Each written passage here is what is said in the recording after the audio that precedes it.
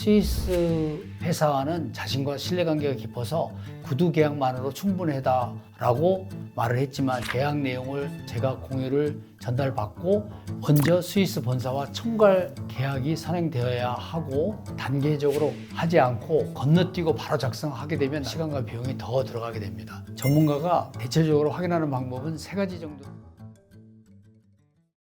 안녕하세요. 법무법인 해마루 오재창 변호사입니다. 지난 영상에서는 단순한 국제거래 영문 계약서 작성 방법을 소개해 드리는데요. 많은 분들이 그러면 복잡한 거래는 어떻게 하나요? 라고 질문하셨습니다. 오늘은 실제로 제가 자문했던 복잡한 사례를 바탕으로 법률 영어도 자신 없는 초보자가 어떻게 복잡한 국제 계약을 효과적으로 처리했는지에 대해서 구체적으로 소개하도록 하겠습니다.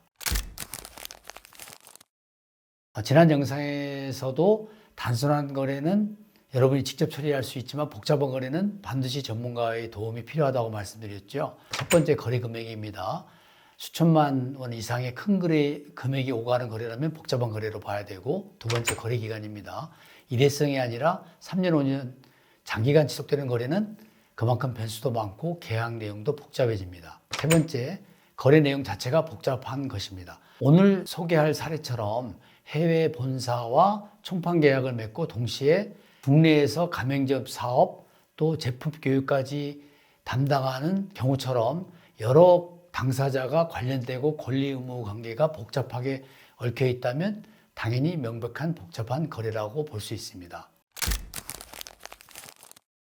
한국 사업자가 스위스의 유명한 브랜드 제품 한국으로 수입해서 총판 사업을 하려고 했습니다. 단순히 수입하는 게 아니라 한국 내에서 가맹점 본부로서 가맹점 사업도 함께 운영하려고 하였고, 또 가맹점주들을 상대로 제품 교육과 품질 관리 서비스 같은 용역을 제공해야 했습니다. 이게 왜 복잡했냐면 3가지 계약이 동시에 필요했기 때문이었습니다. 첫 번째는 스위스 본사와의 국제 총판 계약을 해야 됐고요. 두 번째, 한국 내 가맹점들과 사이에 가맹점 계약을 해야 했습니다. 세 번째, 제품 교육을 담당할 업체와 교육 서비스 제공 계약을 체결해야 했습니다. 더 중요한 건 이 3 계약이 서로 유기적으로 연결되어 있다는 점입니다. 스위스 본사로부터 받은 권한과 책임 범위 내에서만 한국 내 가맹점주와 교육업체 사이와 계약을 할 수 있기 때문에 계약 체결 순서도 중요하고 내용의 일관성도 유지돼야 했습니다.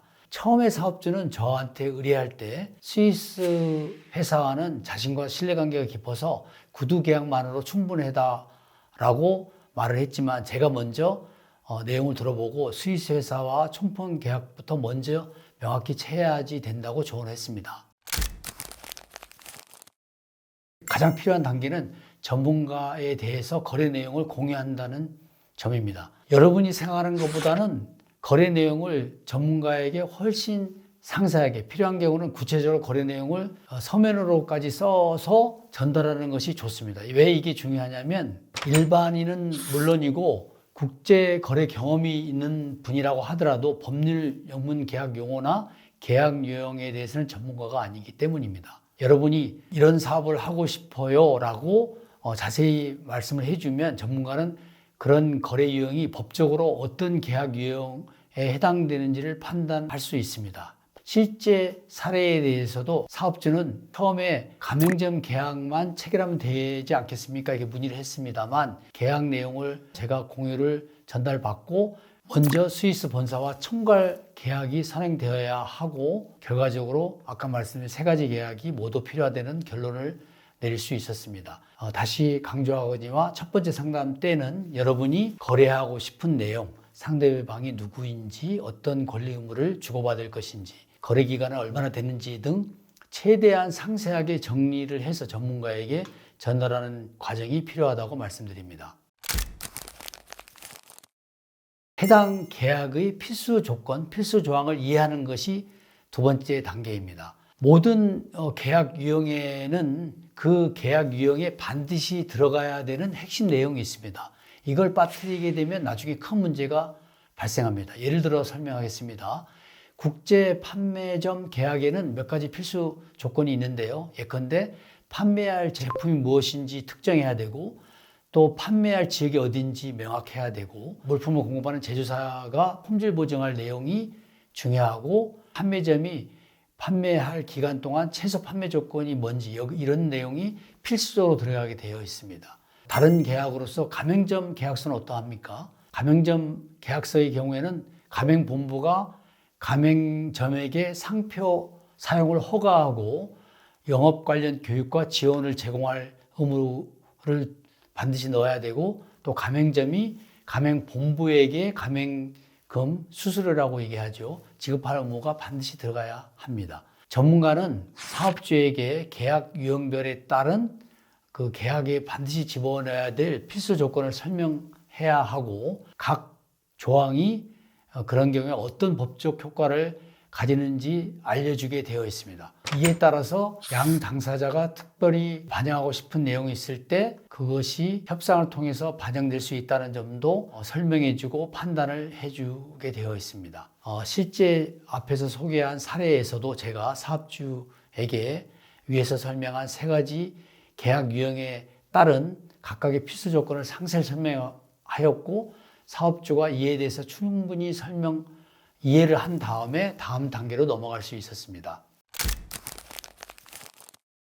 지난번 바로 두 번째 영상에서 제가 소개해드린 내용을 간단히 소개만 하고 넘어가도록 하겠습니다. 제가 추천드리는 것은 대한상사중재원하고 한국수출은행입니다. 대한상사중재원 홈페이지 자료 검색 메뉴로 들어가신 다음에 표준 계약서를 클릭하시면 바로 됩니다. 제가 아주 오래전에 표준 계약서 양식을 제공한 적이 있습니다. 참고로 위 계약 기본 양식에는 물품 매매, 대리점, 판매점, 지적재산권, 투자, 회사 관련 기타 분야에 관한 계약 양식이 있고 더 좋은 점은 한글, 영어 본 두 가지 양식이 제공되고 있습니다. 한국수출은행에도 온라인으로 제공되고 있고 더 좋은 점은 약 80여 종의 다양한 영문 국제계약 양식이 제공되고 있습니다. 수출계약, 프랜차이즈 계약, 해외 투자 관련 계약은 물론 전문적인 금융계약의 다양한 서식까지 있으니까 많이 이용하시면 좋겠습니다. 그 홈페이지에 들어가시면 제공하는 양식 중에 여러분 거래와 가장 유사한 계약 양식이 있으니 그 계약 양식을 선별해서 여러분이 보고 충분히 이해하라는 말씀 정도로 간단히 설명하고 넘어가도록 하겠습니다.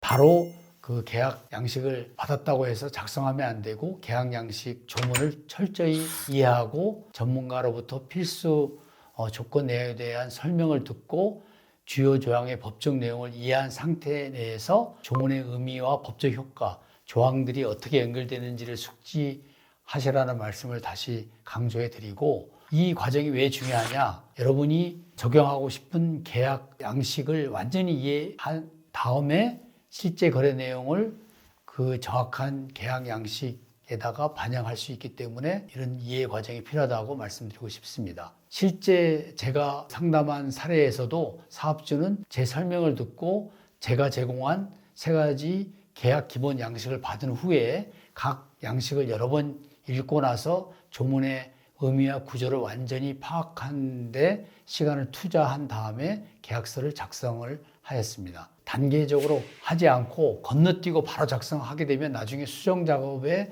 훨씬 더 많은 시간과 비용이 들어가기 때문에 결과적으로 시간과 비용이 더 들어가게 됩니다. 처음에 시간이 걸리더라도 제가 말씀드리는 그런 절차를 통해서 단계별 과정을 이해하고 넘어가시기를 권고드립니다.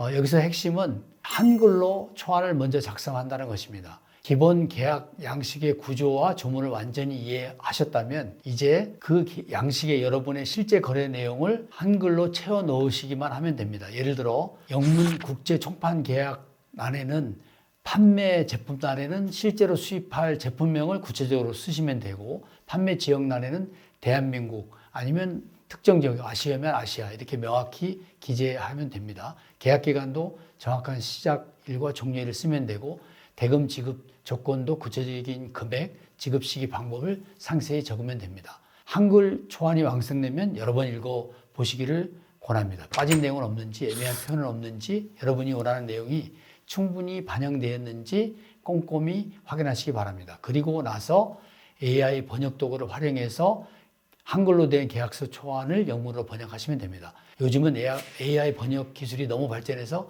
법률 용어도 상당히 정확하게 번역이 됩니다. 실제 사례의 경우에도 사업주는 세 가지 계약서 모두 초안을 한글로 작성한 다음 AI로 영문으로 번역을 했고 그것을 제게 보내서 최종 검토를 받았습니다.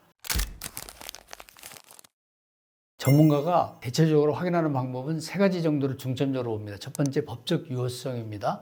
해당 조항이 법적으로 문제가 없는지 강행 규정 위반하는지를 확인합니다. 두 번째, 쌍방 당사자 사이의 권리 의무의 균형입니다. 한쪽 당사자에게만 유리하거나 불리한 조항이 없는지 공정한 계약인지 검토합니다. 세 번째, 계약 내용이 실무적으로 실행 가능한지 여부를 검토합니다.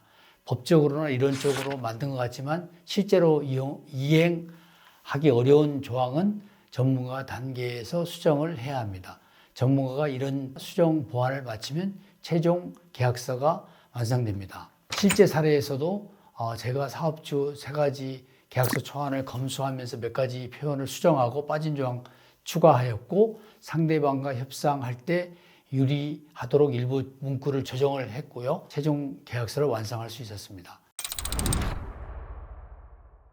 오늘은 복잡한 국제 거래에서 초보자라도 영문 계약서를 효과적으로 작성하는 방법을 실제 사례를 통해서 어떻게 했는지를 제가 겪은 사례를 통해서 단계별로 살펴봤습니다. 마무리로 단계를 최종적으로 정리하면 첫 번째는 거래 내용을 전문가와 먼저 공유를 해야 한다는 점을 강조해드리고 두 번째는 계약서 양식에 반영할 유형과 필수 조건을 반드시 이해해야 된다는 점을 말씀드렸고 세 번째는 한글로 초안을 작성하고 영문으로 번역한 다음에 네 번째는 마지막으로 전문가의 감수 검토를 받아야 된다 이렇게 말씀드리면 전체 과정을 반복하는 것이 되겠습니다. 최종적으로는 여러분이 전문가와 사이에 충분히 소통하고 함께 검토하는 과정을 거치게 된다면 법률 영어에 자신이 없다고 하더라도 복잡한 국제거래,